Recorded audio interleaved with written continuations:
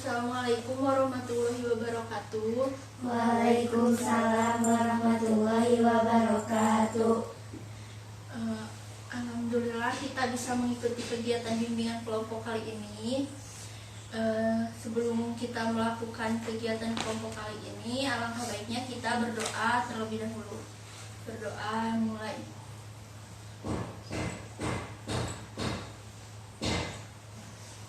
Selesai. Apa kabar kalian hari ini? Alhamdulillah baik. Alhamdulillah. Nah, kali ini kita akan melakukan bimbingan kelompok dengan topik pembahasan yaitu kesulitan belajar. Nah, kenapa kesulitan belajar menjadi topik kita kali ini? Karena hampir setiap orang pernah mengalami kesulitan belajar walaupun di bidang yang berbeda-beda. Nah, diharapkan setelah dilakukannya bimbingan kelompok ini, kalian bisa mengatasi berbagai kesulitan yang kalian hadapi dalam hal belajar.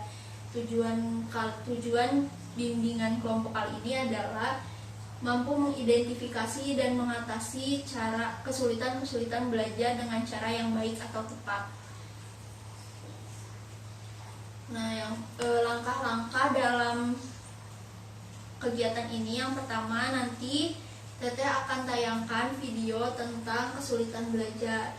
Nah, yang kedua Teteh akan menyampaikan sedikit materi tentang gejala-gejala dan faktor-faktor kesulitan belajar. Nah, setelah itu selesai, kita akan coba membuat rencana tindakan untuk mengatasi permasalahan yang dihadapi oleh kalian. Ada yang ingin ditanyakan? Atau sudah paham? Sudah paham. Oke, karena sudah paham dan sudah jelas, berarti kalian sudah siap mengikuti kegiatan kali ini ya. Kita akan menonton video terlebih dahulu. Dipercepat ini. Di sini. Peserta didik yang gagal dalam mencapai tujuan pembelajaran hendaknya ditolong dengan program remedi. Kemudiannya, informasi guru juga bisa menyuruh peserta didik untuk berdiskusi supaya dan bisa mengembangkan pengetahuannya. Guru juga bisa memberikan game agar peserta didik tidak merasa bosan.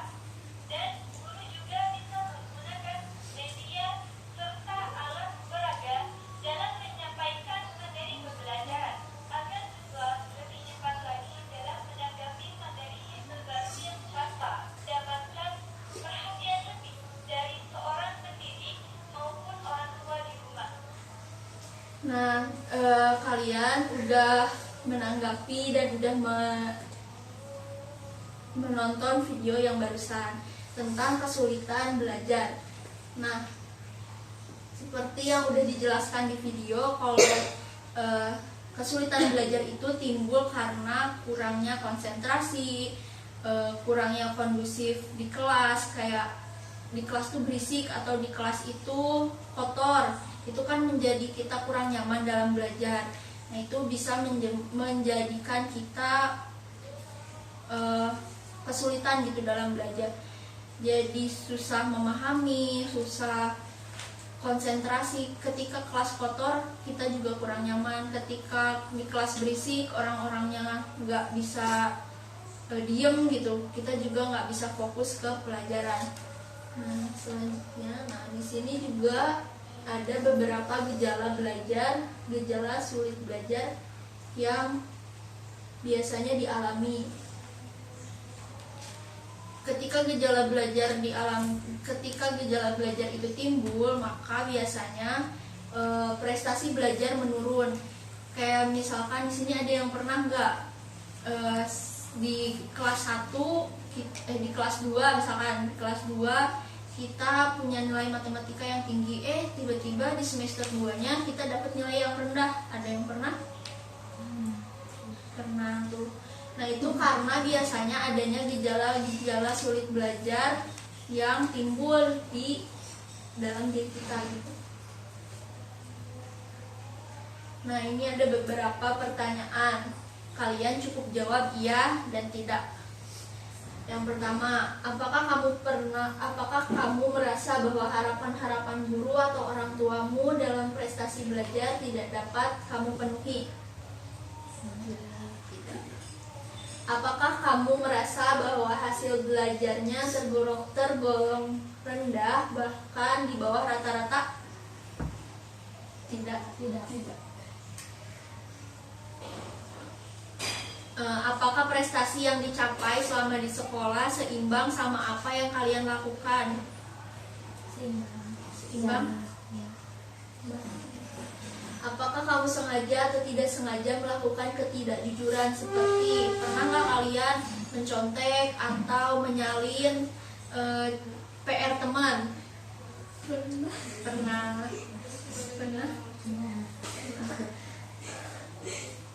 Apakah kamu sering membolos dari sekolah? Tidak. Apakah kamu tidak pernah mengikuti atau kesulitan mengikuti pelajaran yang dengan baik? Tidak. Apakah kamu mudah tersinggung? Ya. Apakah kamu sering melamun? Ya. Nah, dari ke-8 pertanyaan ini ada beberapa yang jawab iya dan tidak. Nah, jadi dapat disimpulkan kalau soal tadi sering melamun dan mudah tersinggung itu biasanya kurangnya konsentrasi. Jadi kenapa tadi ada jadi sering nyontek atau pernah nyontek atau pernah nyalin PR teman, itu karena adanya kesulitan belajar yang kalian alami. Kan itu mencontek itu salah satu perilaku yang kurang baik. Nah, kenapa kita melakukan hal itu? Biasanya karena itu menihese gitu kan, si soal ini teh gitu kan. Nah, ya udahlah, seitik mah ngalirik gitu kan ke teman. Nah, itu karena adanya kesulitan belajar gitu ya. Nah, apa aja sih faktor-faktor yang menyebabkan kesulitan belajar? Yang pertama ada faktor pribadi, yaitu aspek psikologi dalam diri seperti perasaan rendah diri, pesimis, terus sulit berkonsentrasi.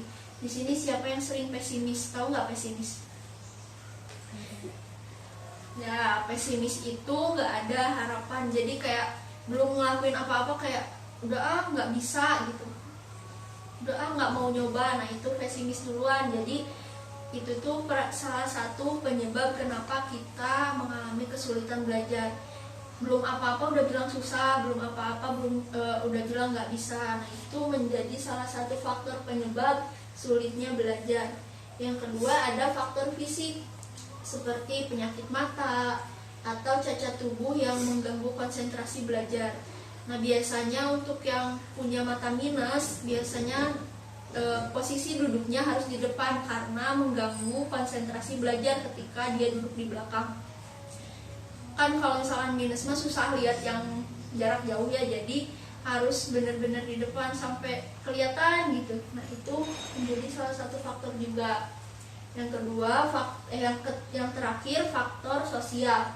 Faktor sosial itu keluarga, lingkungan, teman-teman. Nah, itu juga menjadi faktor ketika kita bergaul dengan teman yang suka belajar. Biasanya kita akan memiliki kesulitan yang belajar yang minim, nggak sebesar orang-orang yang suka bermain gitu.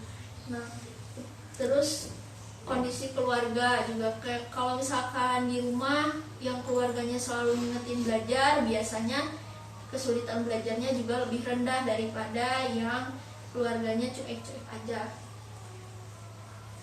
Nah, ada 5 langkah untuk mengatasi kesulitan belajar. Tapi sebelumnya, saya mau tanya, apakah kalian punya kesulitan belajar dan kesulitan belajarnya apa? Punya. Kesulitan belajarnya apa? Dimulai dari Devina. Kesulitan belajar bahasa Inggris. Dian? Matematika. Sulit memahami pelajaran bahasa Inggris. Rafa? menggambar. Nah, tadi ada yang bahasa Inggris berdua, matematika menggambar. Nah, itu kenapa kesulitan belajar itu pasti dimiliki sama setiap orang dan meskipun bidangnya yang berbeda-beda. Nah, ini ada beberapa langkah yang bisa mengatasi kesulitan belajar. Yang pertama, menetapkan atau memetakan lokasi kesulitan belajar. Nah, misalnya Rafa nih kesulitan menggambar. Coba Rafa membuat daftar apa aja yang dibutuhin ketika menggambar. Misalkan butuh krayon, butuh pensil warna, butuh buku gambar, spidol, dan yang lain-lain. Terus dilihat juga setiap harinya, setiap pelajaran menggambar dapat nilai berapaan, terus naik atau terus turun. Nah, itu juga bisa digunakan. Terus kalau misalkan Novi udah kesulitan belajar bahasa Inggris, bosan misalkan di sekolah belajarnya gitu-gitu aja, coba cari lokasi atau tempat yang lebih enak buat belajar bahasa Inggris, kayak misalkan di kamar sendirian nonton YouTube gitu atau gimana. Nah, itu menjadi salah satu langkah untuk mengatasi kesulitan belajar. Yang kedua ada belajar bersama orang yang kamu percaya. Ketika kita belajar sama orang-orang yang kita percaya seperti sahabat atau keluarga, biasanya itu menjadikan semangat belajar kita lebih tinggi. Misalkan tadi Novi sama Devina punya kesulitan belajar yang sama, yaitu bahasa Inggris. Coba belajar bareng-bareng, misalkan kita nonton YouTube tentang praktek bahasa Inggris. Jadi nanti yang satu jadi orang A, yang satu jadi orang B. Nah, bisa belajar kayak gitu. Itu juga bisa meningkatkan kualitas belajar kita gitu. Selanjutnya, harus berani menemui guru yang mengajar mata pelajaran tersebut. Biasanya pelajaran-pelajaran yang sulit itu yang kayak Dian, matematika. Nah, Dian bisa nih ngehubungin guru matematikanya, Bu, saya kesulitan belajar matematika. Nanti biasanya gurunya nanya kesulitannya di mana gitu. Nah, misalkan ini Bu, saya nggak bisa aljabar atau saya nggak bisa pecahan misalkan. Nah, nanti Dian biasanya diminta buat pilih mau belajar ulang atau mau gimana gitu. Nanti biasanya Dian ditanya kayak gitu, boleh ngambil kelas tambahan, boleh pengen minta modul yang lebih enak dipelajari gitu. Nah, itu bisa menjadi alternatif. Nah, yang keempat ada mencari latar belakang penyebab kesulitan belajar bersama guru pembimbing. Biasanya setiap guru pembimbing atau guru BK memiliki catatan-catatan setiap siswa, kayak misalkan mulai dari biodata, cita-cita, kondisi kesehatan, kondisi keluarga, biasanya ada di guru BK. Makanya fungsi guru BK di sekolah itu salah satunya sebagai fasilitator untuk memecahkan kesulitan-kesulitan yang dialami siswa.